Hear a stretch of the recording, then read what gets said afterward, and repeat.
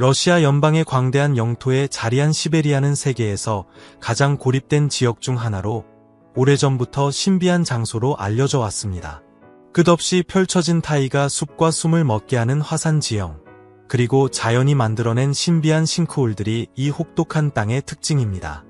이러한 척박한 환경 한가운데에서 살아가는 에스키모 부족은 현대 문명과는 전혀 다른 전통을 이어가고 있으며 이들 고유한 문화에서 여성들은 중심적인 역할을 담당하고 있습니다.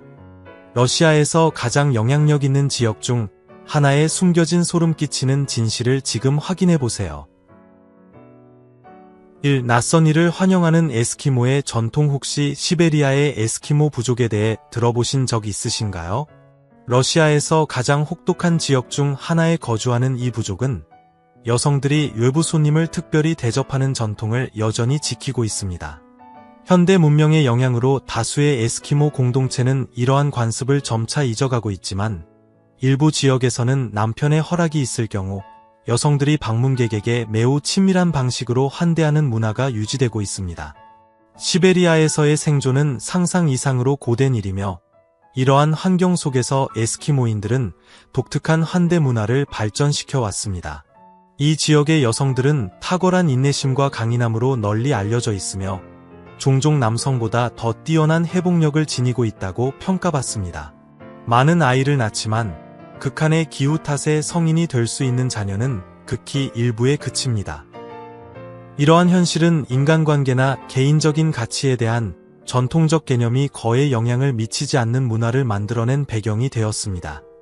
이와 같은 특별한 전통에 대해 여러분은 어떻게 생각하시나요? 여러분의 의견을 아래 댓글로 자유롭게 남겨주세요. 이 시베리아의 충격적인 발견. 피를 빠는 나방. 시베리아의 매서운 추위 속에 숨겨진 수많은 비밀 중 최근 전 세계를 놀라게 한 사실이 하나 있습니다. 바로 칼립트라 속에 속하는 흡혈 나방의 존재가 처음으로 밝혀졌다는 것입니다. 원래 이 나방은 과일 껍질을 뚫고 즙을 빨아먹는 것으로 알려져 있었지만 이제는 놀랍게도 인간의 피부에 구멍을 내고 피를 섭취하는 행동이 관찰되고 있습니다.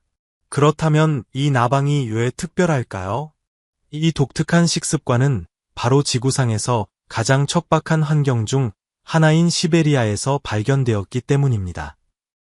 극한의 자연 조건에서 이런 방식으로 진화한 사례는 드물며 과연 어떤 환경적 요인이 이 같은 행동을 유도했는지 궁금증을 자아냅니다.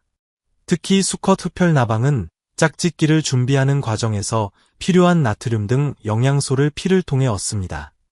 이 영양소는 이후 암컷에게 전달되어 번식에 활용됩니다. 이러한 독특한 행동은 모기의 흡혈 방식과 비슷하지만 모기와 달리 이 나방은 인간에게 큰 위협이 되지 않습니다. 피부에 가벼운 자극만 남길 뿐 질병을 옮기지는 않기 때문입니다. 하지만 이처럼 사람의 피를 먹는 나방의 존재만으로도 많은 사람들에게 충격과 궁금증을 불러일으키며 생명체들이 어떻게 진화하고 혹독한 환경에 적응하는지를 다시금 생각하게 만듭니다.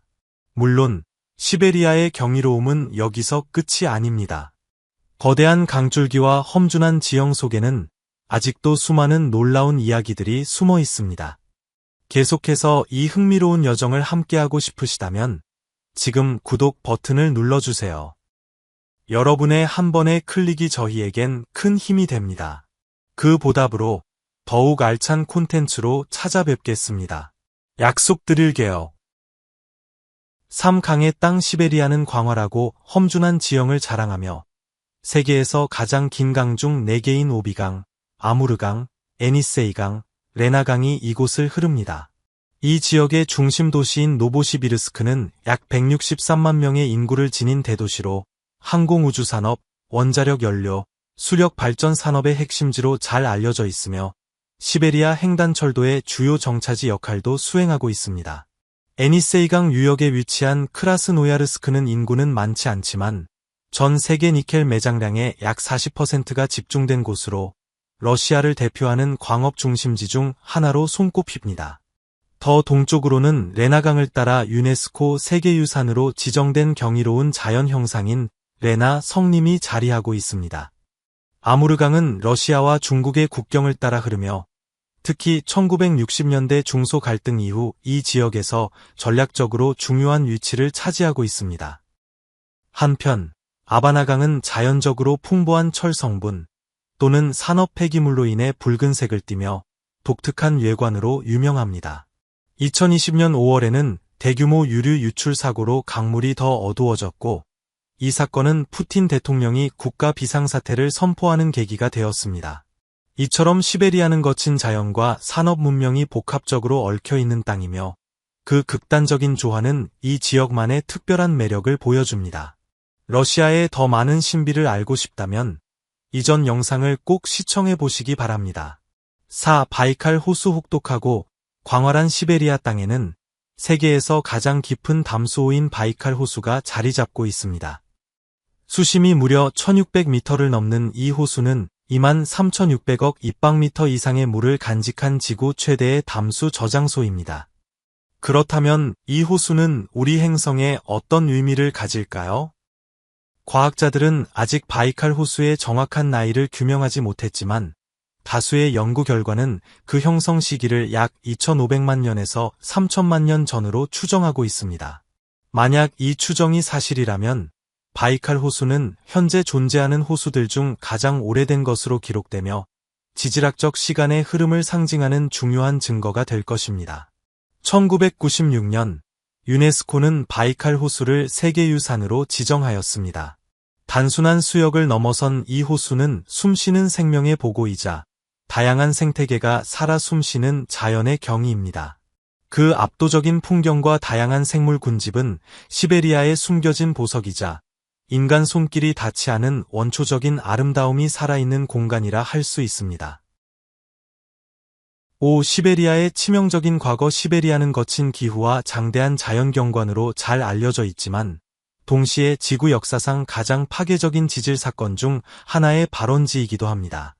이 지역에 형성된 시베리아 트랩은 무려 700만 평방킬로미터에 걸쳐 있는 거대한 화산암 지대로 지금으로부터 약 2억 5,200만 년 전 대멸종의 주 무대였습니다. 당시 일어난 대규모 화산 폭발은 막대한 양의 유독성 가스를 대기 중에 퍼뜨려 지구 환경을 심각하게 훼손시켰습니다. 이로 인해 오존층이 파괴되었고 해양 생물의 96%, 육상 생물의 70% 이상이 사라졌습니다. 특히 곤충종의 93%가 멸종하는 사건은 현재까지 지구상에서 확인된 유일한 대규모 곤충 멸종으로 기록됩니다. 이 재앙의 중심지는 오늘날 러시아 로시스, 러스코이 근처로 추정되며 오늘날에도 이 지역은 인간에게 거칠고 도전적인 땅으로 남아 있습니다. 그러나 이곳은 생명이 거의 소멸했던 암흑기를 지나 다시 생명이 부활한 과정을 보여주는 귀중한 자연 기록으로 평가받고 있습니다. 시베리아의 황량한 대지 속에는 우리가 잊고 지낸 선사시대의 흔적과 그 시대를 관통한 생존과 재기의 이야기가 오늘날에도 깊은 울림을 줍니다. 6. 살아있는 화석. 메머드 상아 조각. 시베리아의 옛단 얼어붙은 평야에서는 특별한 예술 형태가 주목받고 있습니다. 바로 수천 년간 영구 동토층에 잠들어 있던 털북숭이 메머드의 상아로 만든 메머드 상아 조각입니다. 이 상아들은 단순한 공예 재료가 아닌 살아있는 화석으로 불릴 만큼 고대 생명과 직접적으로 연결된 귀중한 유산입니다. 이 조각품의 인기가 높아진 배경에는 전 세계적으로 시행 중인 코끼리 상아 거래 금지가 있습니다. 메머드 상아는 윤리적인 대체제로 여겨지며 예술품 시장에서 그 가치가 급부상했습니다. 그러나 이와 관련된 논란도 존재합니다. 일부 비판자들은 이 시장이 결과적으로 상아에 대한 수요를 유지시켜 코끼리 밀렵을 자극할 수 있다고 우려합니다. 또한 환경 측면에서도 우려가 큽니다. 메머드 상아를 채취하기 위해 동토층을 파헤치는 과정에서 메탄과 같은 온실가스가 방출될 가능성이 있으며 이는 기후 변화에 악영향을 줄 수 있습니다. 그럼에도 불구하고 메머드 상아 조각은 예술적, 고고학적, 윤리적 관점이 복합적으로 얽힌 주제로 선사시대 인류와 자연을 이해하는 데 중요한 가치를 지닌다고 평가받고 있습니다. 이 조각들은 단순한 장식품을 넘어 과거와 현재를 잇는 통로 역할을 하고 있습니다. 7. 야쿠츠크의 다이아몬드. 시베리아에 얼어붙은 깊은 곳에는 야쿠츠크가 있으며 이곳은 세계에서 가장 특별한 자연 자원 중 하나인 포피가이 분화구의 고향입니다. 이 분화구는 3,500만 년 전 유성 충돌로 형성되었으며 크라스노야르스크와 야쿠티아 지역을 가로지르며 믿을 수 없는 비밀을 지니고 있습니다. 수조계의 캐럿에 달하는 충격 다이아몬드가 있습니다. 이 다이아몬드는 일반적인 다이아몬드보다 훨씬 더 단단합니다. 이 다이아몬드는 시베리아 툰드라 깊숙한 곳에 묻혀 있었으며 거의 40년 동안 세상에 드러나지 않았습니다. 그 이유는 이 다이아몬드가 세계 다이아몬드 시장에 큰 변화를 가져올 가능성이 있었기 때문입니다. 대신 소련 정부는 산업용 합성 다이아몬드를 생산하는 데 집중하여 포피가이의 보물을 그대로 두었습니다. 이 다이아몬드는 그 양이 모든 알려진 세계 다이아몬드 매장량의 10배에 달하지만 이 다이아몬드를 채굴하는 것은 쉽지 않습니다. 극한의 환경과 높은 채굴 비용, 그리고 합성 대체물의 증가로 인해 대규모 채굴 작업을 정당화하기가 어려워졌습니다. 하지만 이 다이아몬드의 규모와 독특한 특성은 중요한 지질학적 및 산업적 이정표를 나타냅니다. 이 매장량의 전체 잠재력은 아직 활용되지 않았지만 러시아를 산업용 다이아몬드의 글로벌 공급에서 미래의 주요 국가로 자리매김할 수 있게 합니다. 과연 이 다이아몬드가 언젠가 세상의 빛을 볼 수 있을지 아니면 시베리아의 얼음 속에 묻혀 있을지 궁금합니다. 8. 거대한 눈송이. 2016년 말 시베리아에서 특별하고도 신비로운 사건이 발생하여 전 세계의 주목을 받았습니다. 시베리아 북서부의 오브만 해변의 약 11마일 구간에서 수천 개의 거대한 눈덩이가 나타났습니다. 이 눈덩이는 크기가 다양하여 작은 테니스 공부터 거의 3피트에 달하는 거대한 구체까지 있었습니다. 이 신비로운 눈덩이는 어떻게 생겨났을까요? 전문가들은 이 드문 현상이 독특한 환경 조건의 조합으로 발생했다고 설명합니다. 처음에 물 표면에 슬러시 얼음층이 형성되었습니다. 바람이 강해지고 조수가 빠지면서 이 얼음 조각들이 모래 해변 위를 굴러가며 점차 더 많은 층을 쌓아 큰 둥근 구체로 변했습니다. 이는 아이들이 눈덩이를 굴려 눈사람을 만드는 자연적인 과정과 비슷하지만 훨씬 더 거대하고 자연적인 규모에서 일어난 일입니다. 특히 흥미로운 점은 혹독한 북극 조건에 익숙한 지역 주민들조차 이런 것을 본 적이 없었다는 것입니다. 미시간 호수와 핀란드만과 같은 다른 지역에서도 유사한 사건이 기록되었지만 시베리아에서의 이 눈덩이들은 그 크기와 숫자로 인해 정말 특별한 사건으로 남았습니다. 이 드문 사건은 자연 과정의 매혹적이고 때로는 예측할 수 없는 결과에 대한 주목을 끌었으며 북극 지역의 독특하고 극단적인 환경 조건을 조명했습니다. 9. 신비로운 퉁구스카 사건. 2908년 31일 시베리아의 옛단 황야에서 현대 역사에서 가장 신비로운 사건 중 하나인 퉁구스카 사건이 발생했습니다. 이 거대한 폭발은 약 1000만에서 1500만 톤의 TNT에 해당하는 힘으로 약 2000평방킬로미터에 걸쳐 8000만 그루의 나무를 쓰러뜨렸습니다. 하지만 여기서 신비는 깊어집니다. 충돌 크레이터는 발견되지 않았습니다. 어떻게 그렇게 광범위한 파괴가 흔적 없이 발생할 수 있을까요? 주요 이론은 약 50에서 60m의 직경을 가진 유성 또는 혜성의 파편이 지구 대기로 진입하여 50에서 100m의 고도에서 폭발했다는 것입니다. 이 고고도 폭발은 대규모 파괴를 일으킬 만큼 강력한 충격파를 생성했지만 고체 잔해는 남기지 않았습니다. 목격자들은 하늘을 가로지르는 불기둥을 보았고 그 뒤에 수마일 떨어진 곳에서도 느낄 수 있는 충격파가 있었음을 해상했습니다. 그러나 충돌 지점과 예계 물질의 부재는 과학자들을 혼란스럽게 하였고 여러 가지 이론이 제기되었습니다. 어떤 이들은 혜성이라고 추측하고 다른 이들은 자연가스 폭발이라고 주장하며 심지어 미니 블랙홀이라는 더 황당한 이론도 제기되었습니다. 100년이 넘는 과학적 조사에도 불구하고 퉁구스카 사건의 진정한 원인은 여전히 신비로 남아있으며 연구자들과 대중의 마음을 사로잡고 있습니다.